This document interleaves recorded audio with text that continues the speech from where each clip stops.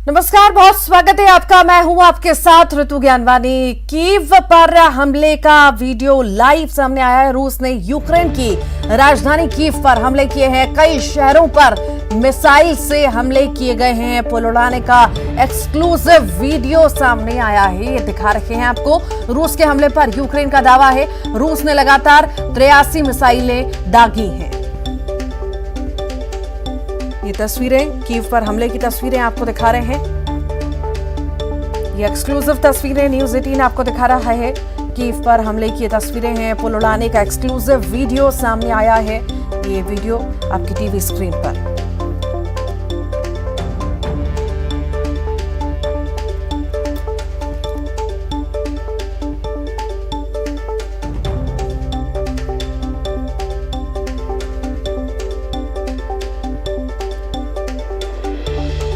रूस ने यूक्रेन की राजधानी कीव पर हमले किए हैं। पुल उड़ाने का एक्सक्लूसिव वीडियो सामने आया है। तस्वीरें आपके सामने। रूस के हमले पर यूक्रेन का ये दावा है, रूस ने लगातार 83 मिसाइलें दागी हैं। ये एक्सक्लूसिव तस्वीरें आपको दिखा रहे हैं। कीव पर हमले का ये वीडियो आया है। रूस ने यूक्रेन की राजधानी कीव पर हमले किए हैं। ये तस्वीरें आपको दिखा रहे हैं। लाइव वीडियो सामने आया है। पुल उड़ाने का एक्सक्लूसिव वीडियो सामने आया है।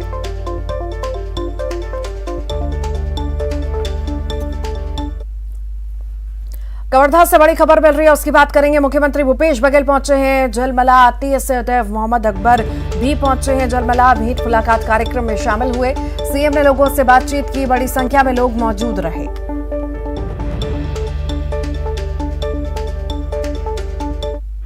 पर अभी हुआ जलमला के भेंट मुलाकात कार्यक्रम में प्रभारी मंत्री टी.एस. सिंहदेव जी और स्थानीय विधायक और हमारे वन मंत्री मोहम्मद अकबर जी और सभी अधिकारी थे। जनप्रतिनिधि भी, स्थानीय जनप्रतिनिधि भी उपस्थित थे और बड़ी संख्या में आदिवासी महिलाएं, नौजवान, हमारे राजीव मितान क्लब के साथी, किसान, मजदूर सभी उपस्थित थे और सभी लोगों ने अपने अनुभव साझा किए। चाहे राजीव गांधी किसान न्याय योजना की बात हो, चाहे ऋण माफी योजना की बात हो और साथ ही लघु अनुपज या तेंदुपत्ता खरीदी की बात हो, चाहे वो गोबर खरीदी की बात हो, ये सब विषयों में मुख्यमंत्री हाट बाजार क्लिनिक योजना, सुपोषण योजना, PDS जो साफ है, सार्वजनिक वितरण प्रणाली, सब इसके बारे में चर्चा हुई और अच्छा फीडबैक मिला। कुछ घोषणाएं भी हैं जो यहाँ पब्लिक डिमांड की। चिल्फी और पौड़ी, रेंगाखार की जगह स्वामी आत्मानंद अंग्रेजी स्कूल है। 2 जगह उच्च स्तरीय पुल निर्माण के लिए कुछ सड़कों की डिमांड थी। कुछ स्थानीय यहाँ के जलमला में हाई स्कूल के और जो आश्रम है उसके बाउंड्री वाल है। पूरे पंचायत भवन पुराना हो गया तो नया भवन। कवर्धा से आज रायपुर लौटेंगे सीएम भूपेश बघेल। भूपेश बघेल भेंट मुलाकात कार्यक्रम में आज लौटेंगे और मुख्यमंत्री भूपेश बघेल कल सहफई जाएंगे। मुलायम सिंह यादव के अंतिम संस्कार में शामिल होंगे। भूपेश बघेल भेंट मुलाकात कार्यक्रम से आज लौट आएंगे रायपुर। मुख्यमंत्री भूपेश बघेल कल सहफई जाने वाले हैं। मुलायम सिंह यादव के अंतिम संस्कार में शामिल होंगे मुख्यमंत्री भूपेश बघेल।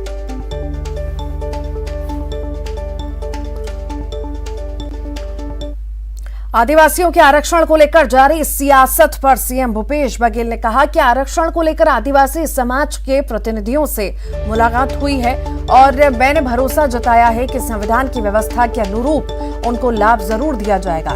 विशेष सत्र बुलाने पर सीएम ने कहा कि 17 अक्टूबर की कैबिनेट में ये तय होगा। समर्थन मूल्य बढ़ाने की किसानों की केंद्र से मांग पर कहा कि जो समर्थन मूल्य छत्तीसगढ़ में मिल रहा है देश के किसी भी राज्य में नहीं मिल रहा। किसान यदि केंद्र सरकार से मांग कर रहे हैं तो अच्छी बात है। इसके साथ ही पाटन विधानसभा के लिए सबसे ज्यादा बजट रखने के पूर्व सीएम डॉक्टर रमन सिंह के आरोपों पर मुख्यमंत्री भूपेश बघेल ने कहा कि रमन सिंह ने अपने कार्यकाल में एक ही रोड को 3 बार बनवाते रहे हैं, जिसकी वजह से पूरा व्यापार व्यवसाय ठप हो गया था।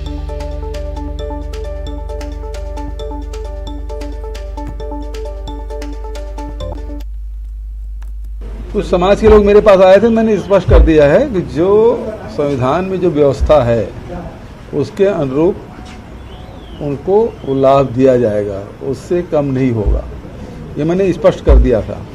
विशेष सत्र भी बुला सकते, अभी तो समय है, अभी तो कैबिनेट होगा 17 तारीख को, हमारे यहाँ तो लागू है ऑलरेडी। जो मूल्य छत्तीसगढ़ में कृषि उपज का मिल रहा है, चाहे वो धान हो, चाहे कोदो कुट की रागी हो, गन्ना हो और दूसरे लघु अनुपज है, वो जो मूल्य छत्तीसगढ़ में मिल रहा है देश के किसी भी राज्य में वो नहीं मिल रहा है। तो ये केंद्र से मांग कर रहे हैं तो पूरे देश के लिए होगा, अच्छी बात है। कम से कम रमन सिंह जैसे तो नहीं कर रहा हूँ कि एक पुल को 3 बार तोड़ के फिर से बनवाएं ओवर ब्रिज का, और जिससे राजनामा व्यापार व्यवसाय ठप हो गया। आदिवासियों के आरक्षण पर मंत्री कवासी लखमा ने बड़ा बयान दिया और उन्होंने कहा कि आरक्षण पर सरकार विधानसभा का विशेष सत्र बुला सकती है। उन्होंने कहा कि आरक्षण के मामले को बीजेपी ने कोर्ट में अच्छे तरीके से नहीं रखा। बीजेपी के कारण आदिवासी समाज को नुकसान हुआ। 17 अक्टूबर को कैबिनेट की बैठक में आरक्षण का मुद्दा रखेंगे। कवासी लखमा ने कहा कि हमारी सरकार सुप्रीम कोर्ट में अच्छे वकीलों के जरिए अपना पक्ष रखेगी।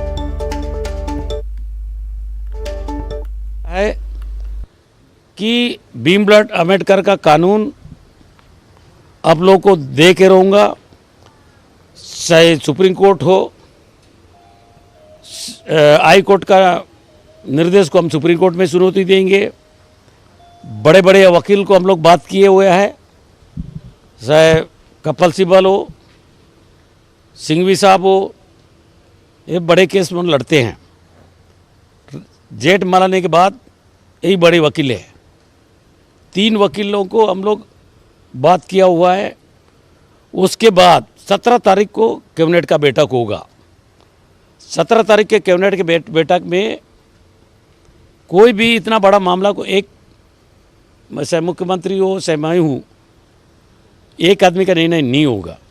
कैबिनेट में फैसला करेंगे हम लोग। जरूरत पड़ेगा तो विशेष सत्र विधानसभा बुलाएंगे। भूपेश बघेल का सरकार आदिवासी का कड़ा है। बीजेपी नेता और पूर्व मंत्री महेश गागड़ा ने प्रदेश की कांग्रेस सरकार पर नक्सलियों के साथ सीधा संबंध होने का आरोप लगाया। साथ ही कहा कि तेलंगाना पुलिस ने नक्सलियों के साथ एक कांग्रेस नेता को भी गिरफ्तार किया जो ब्लॉक कांग्रेस का महामंत्री है। भारतीय जनता पार्टी और मैं स्वयं कई बार जो नस्ली पर्ची आते थे उस बार भी मैं आरोप लगाता था। कई बार नस्ली पर्ची आते थे कि सरकार ने वादा खिलाफी किया है, तो मैं मीडिया के माध्यम से भी हो या फिर राजनीतिक मंच हो या सामाजिक मंच के माध्यम से पूछता भी था कि नस्ल स्पष्ट करे कि सरकार के और उनके बीच में या सरकार बनने से पहले किस तरह के समझौता हुए थे। या माननीय मुख्यमंत्री से अपील करता रहा कि दोनों के बीच कोई समझौता हुआ है, गोपनीय समझौता हुआ है तो उसको भी आप सार्वजनिक करें। दोनों के ओर से कभी तक आज तक स्पष्ट करना आया नहीं। अभी हाल ही के दिनों में जिस तरह से तेलंगाना पुलिस ने कार्रवाई करते हुए 4 नस्लों के साथ एक और व्यक्ति पकड़ा है, वो कांग्रेस का ब्लॉक महामंत्री है और वहाँ स्थानीय जो विधायक विक्रम मंडा बड़ा नज़दीक आदमी है और कांग्रेस के कई मंचों पे, चाहे स्थानीय हो, चाहे मुख्यमंत्री के मंच हो, चाहे राष्ट्रीय अभी राहुल गांधी नेतृत्व में दिल्ली में जो कार्यक्रम है उस मंच के भी कार्यक्रम में वो स्वयं उपस्थित था। ऐसे मंचों पर रहने वाला सक्रिय कार्यकर्ता, सक्रिय नेता आज नक्सलियों के साथ पकड़ा जाता है, तो भारतीय जनता पार्टी जो आरोप लगाते रही है कहीं ना कहीं पुख्ता भी हुआ है। अब आगे बढ़ेंगे। प्रदेश बीजेपी अध्यक्ष अरुण साव ने पत्र लिखा है। अरुण साव ने केंद्रीय गृह मंत्री अमित शाह को पत्र लिखा। तेलंगाना में नक्सलियों के साथ पकड़े गए कांग्रेस नेता का ये पूरा मामला है। मामले की गहन जांच के लिए केंद्रीय गृह मंत्री को पत्र लिखा। अरुण साव ने लोगों की सुरक्षा से जुड़ा मामला बताया है।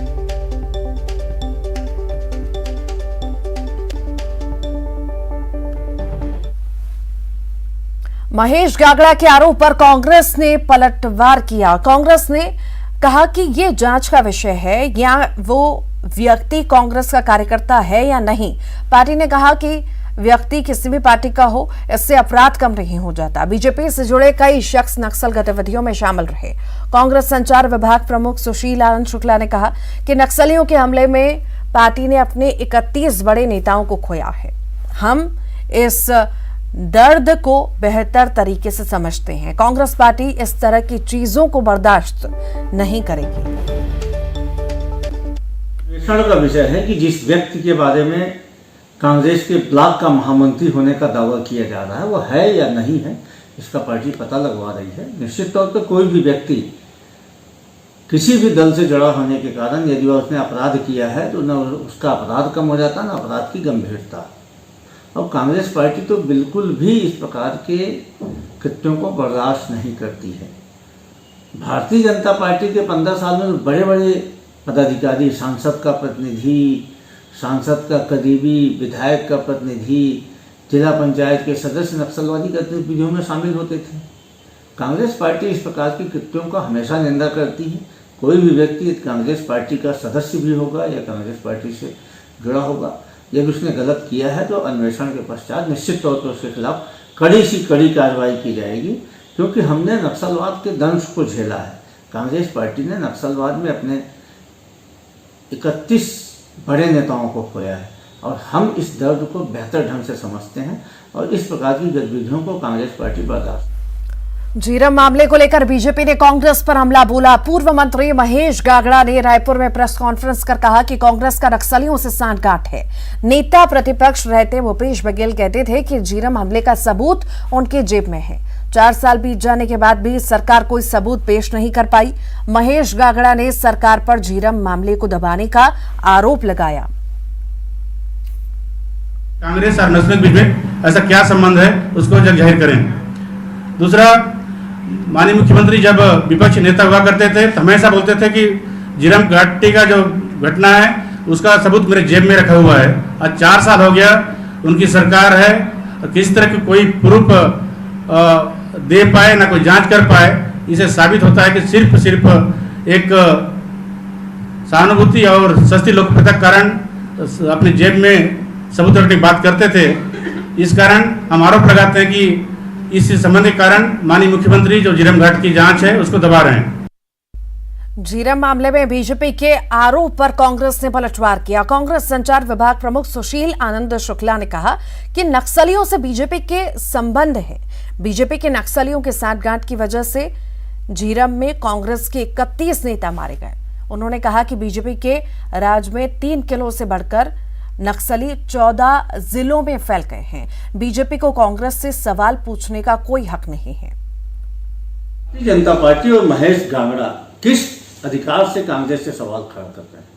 भारतीय जनता पार्टी के राज्य में छत्तीसगढ़ में नक्सलवाद 3 ब्लॉक से निकल के 14 जिलों तक पहुंचा था। भारतीय जनता पार्टी की सरकार और भारतीय जनता पार्टी के नेताओं के नक्सलियों से सांठगांठ के कारण झीरम में हमारे 31 से अधिक नेताओं की हत्या हुई थी। भारतीय जनता पार्टी हमसे सवाल खड़ा करने के बजाय जवाब दे कि नक्सल झीरम की घटना के पीछे कौन लोग शामिल थे। भारतीय जनता पार्टी के बड़े बड़े नेताओं के नक्सलियों से सांठगांठ उजागर हुआ था। भारतीय जनता पार्टी का सांसद का प्रतिनिधि, भारतीय जनता पार्टी का जिला पंचायत सदस्य, भारतीय जनता पार्टी का प्रदेश पदाधिकारी, भारतीय जनता पार्टी के कार्य समिति का सदस्य, तमाम लोग के नक्सलियों से सांठगांठ उजागर हुई थी। सुकमा से बड़ी खबर है। एल्मा, गुड़ा और मीनपा के जंगल से आईईडी बरामद हुआ है। जवानों ने आईईडी को डिफ्यूज किया। जवानों को नुकसान पहुंचाने के लिए आईईडी लगाया गया था।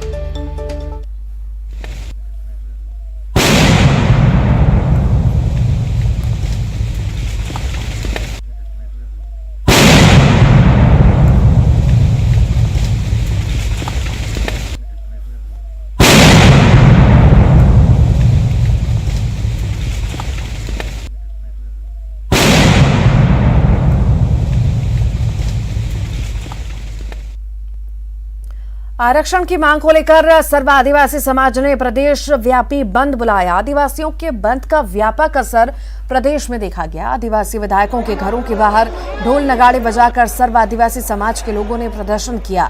32% आरक्षण की मांग को लेकर सर्व आदिवासी समाज ने सरकार से अध्यादेश लाने की मांग की। समाज ने सरकार से तत्काल अध्यादेश जारी करने की मांग की। आदिवासी समाज अब अपने अधिकार के लिए पीछे नहीं हटेगा। कोंडागांव में आदिवासियों ने पीसीसी अध्यक्ष मोहन मरकाम के बंगले का भी घेराव किया। बैरिकेडिंग को तोड़ते हुए आदिवासी समाज के लोग मोहन मरकाम के आवास के गेट पर पहुंच गए, तो वहीं कांकेर में प्रदर्शनकारी कलेक्ट्रेट में घुस गए। प्रशासन के खिलाफ जमकर नारेबाजी की। जगदलपुर और मुंगेली में भी सर्व आदिवासी समाज के लोगों ने जमकर प्रदर्शन किया।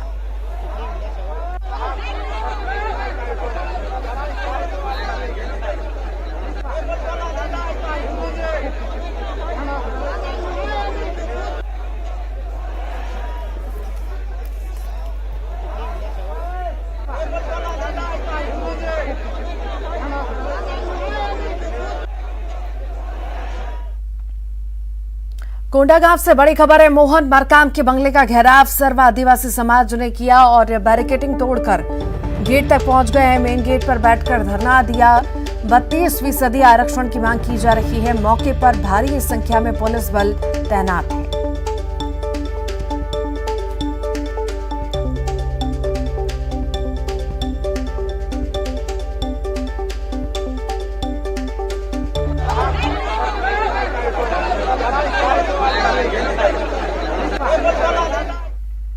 कांकेर से बड़ी खबर है। कलेक्ट्रेट में घुसे प्रदर्शनकारियों ने तोड़ा है बैरिकेडिंग। आरक्षण सहित अन्य मुद्दों पर प्रदर्शन कर रहे हैं। प्रशासन के खिलाफ जमकर नारेबाजी। मौके पर भारी संख्या में पुलिस बल भी तैनात है।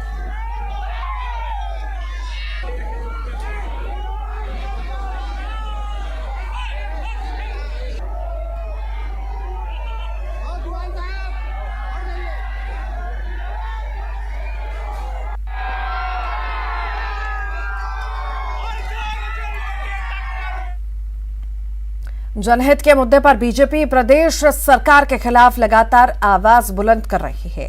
खराब सड़क सहित अन्य मुद्दों को लेकर पदयात्रा के क्रम में प्रदेश अध्यक्ष अरुण साफ रायगढ़ पहुंचे। यात्रा में अरुण साफ के अलावा सांसद गोमती साय, धर्मलाल कौशिक, ओपी चौधरी समेत भाजपा के सैकड़ों कार्यकर्ता मौजूद हैं। अब यहां से बीजेपी नेता सीधे कलेक्ट्रेट जाएंगे और घेराव करेंगे।